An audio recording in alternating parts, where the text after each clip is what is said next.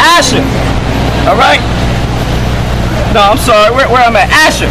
Colombians from Colombia to Uruguay. All right. You are the people of the Heavenly Father. Wake the hell up. All right. And last but not the least, Issachar. Mexicans, so-called Mexicans. And y'all can't tell me you ain't Jake. You're not Israelites, man. Y'all do everything that Judah do, that the so-called Negroes do. All right? Y'all into hip-hop, y'all rap, y'all dance, y'all do everything. Mexican rap and all that. But what I just mentioned to you was the northern kingdom of the nation of Israel, because it got split into two. And we're going to, Lord permits, we're going to go into that history real quick. But what you got? Keep on reading, brother. Right. This is Revelation 7:3.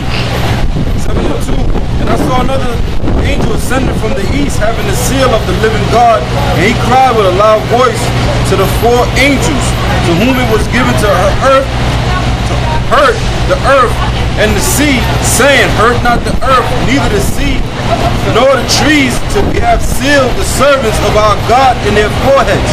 And I heard the number of them which were sealed, and they were sealed 144,000 of all the tribes of the children of Israel. Of the tribe of Judah he sealed 12,000. Of the tribe of Reuben was sealed 12,000. Of the tribe of Gad was sealed 12,000. Of the tribe of Asher was sealed 12,000. Of the tribe of Naphtali was sealed 12,000. Of the tribe of Manasseh was sealed 12,000. And of the tribe of Simeon was sealed 12,000. Of the tribe of Levi was sealed 12,000. And of the tribe of Issachar was sealed 12,000. And of the tribe of Zebulun was sealed 12,000. And of the tribe of Joseph was sealed 12,000. Right. Notice I said the tribe of Joseph, because it was mainly, particularly speaking about Ephraim, the Ephraimites, because we're going to go into the history of how Jacob blessed Ephraim more than Manasseh, okay, and made pretty much they were made the head. Ephraim was made the head over the northern kingdom. All right, yeah, there's something in the air, man. Yeah, man. They doing. My shit been itching, my eyes. I've been coughing. Of the tribe of Benjamin was sealed 12,000. After this I heard, and lo, a great multitude which no man could number, of all the nations and kindreds and people and tongues, stood before the throne and before the Lamb, clothed with white robes and palms in their hands. This is Alright, that's good. Yeah, go. This is Genesis 48:1. It says, and it came to pass after these things that one told Joseph, behold, thy father is sick, and he took with him his two sons, Manasseh and Ephraim.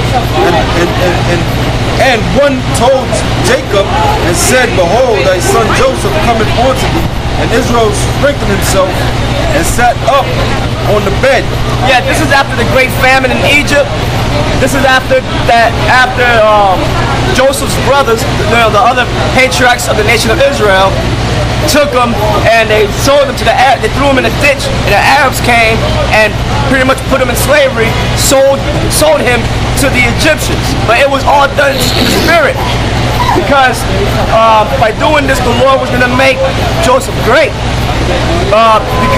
Because Egypt had a great famine, and the Lord gave the wisdom to Joseph to deal with that.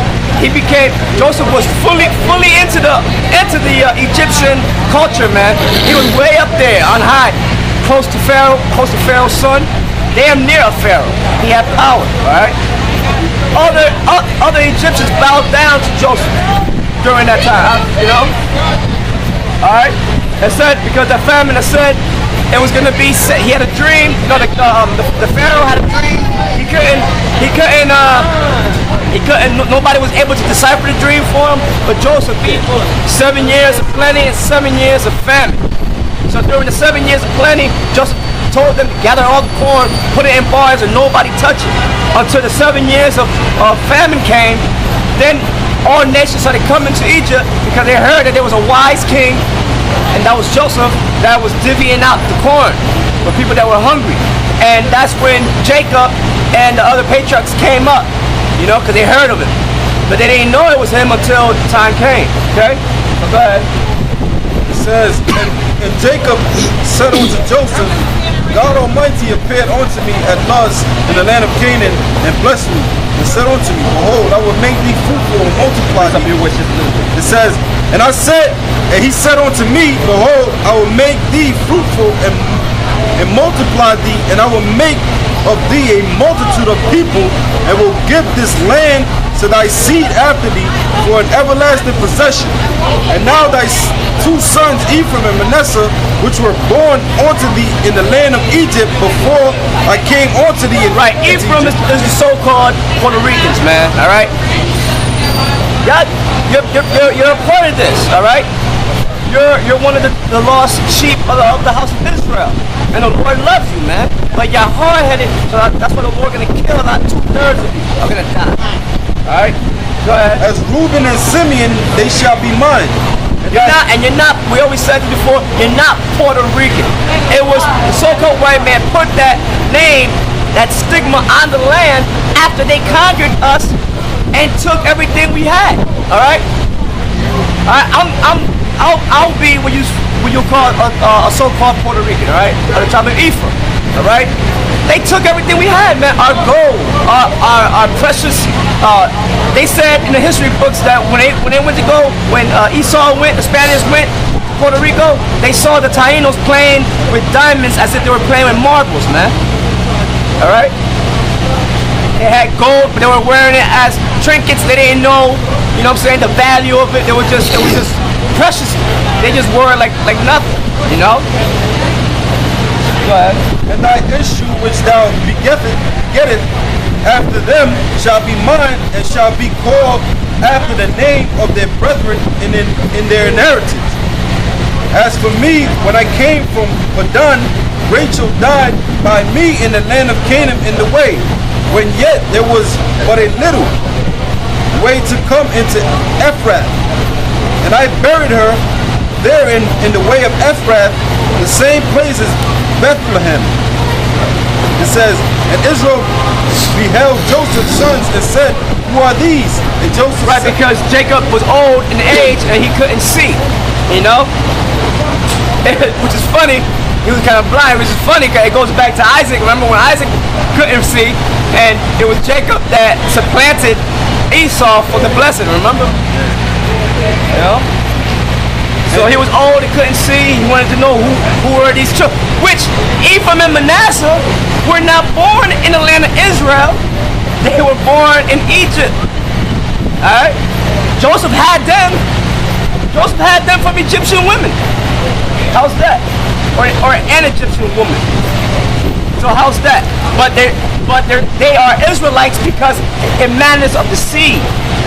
The seed of man. Okay?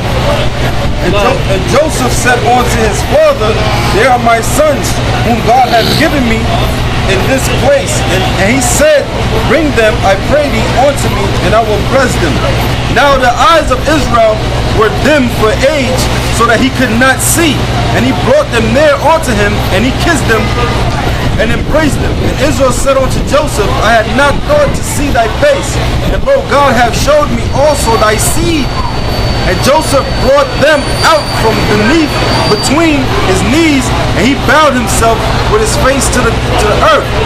And Joseph took them both, Ephraim in his right hand towards Israel's left hand, and Manasseh in his left hand towards Israel's right hand, and brought them near unto him.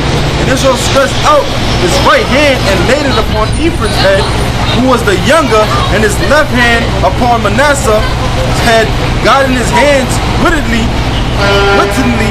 for Manasseh was the firstborn.